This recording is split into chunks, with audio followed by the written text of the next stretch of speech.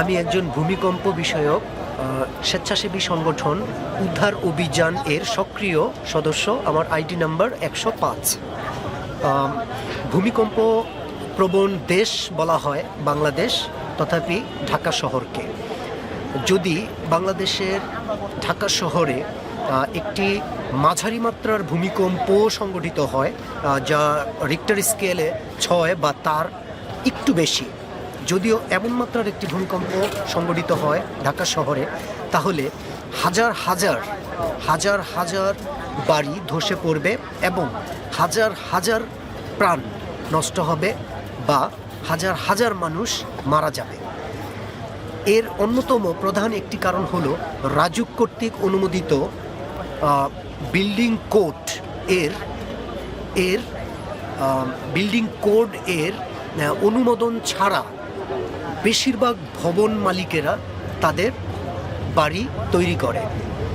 এছাড়াও দেখা যায় বিভিন্ন সময় খাল, নালা, ডোবা এই সকল পরিত্যক্ত জমিগুলোকে ভরাট করে তারা ওইখানে বহুতল ভবন তৈরি করছে, যা রাজুক কর্তৃক বিল্ডিং কোডের অনুমতির সম্পূর্ণ বহির্ভূত।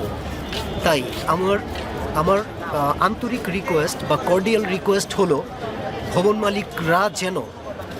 মালিকরা যেন অবশ্যই তার বহুতল ভবন তৈরি করার সময় রাজুক কর্তৃক বিল্ডিং কোড এর যে সকল নিয়ম রয়েছে তা যেন যথাযথ বাস্তবায়ন করে তার ভবনটি তৈরি করে। এছাড়াও যেন তার এই বহুতল ভবনের সামনে সুপ্রশস্ত রাস্তা থাকে, সেই দিকে অবশ্যই খেয়াল করে বা নজর দেয়। তারপর যেন তার ভবনটি তৈরির উদ্যোগ নেয়।